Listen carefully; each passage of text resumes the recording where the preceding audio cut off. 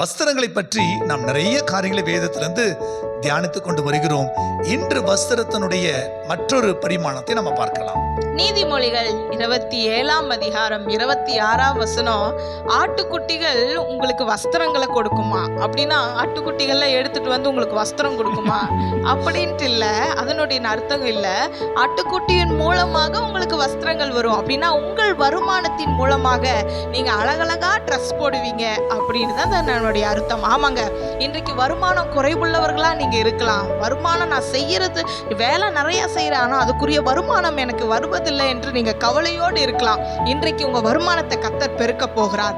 அதன் மூலமா நிறைய ட்ரெஸ் வாங்குவீங்க. கர்த்தருடைய நாம மகிமைக்காக நல்ல ட்ரெஸ் பண்ணிட்டு பிரசன்டபிளா இருங்க. கர்த்தர் உங்களை ஆசீர்வதிப்பார். அதனால காசுலையேன்னு சொல்லி எங்களுக்கு எங்க குழந்தைகளுக்கு இன்னொருத்தங்கிட்ட போய் காசு வாங்கி ட்ரெஸ் வாங்கலாம் அப்படின்ட்டு இல்லை.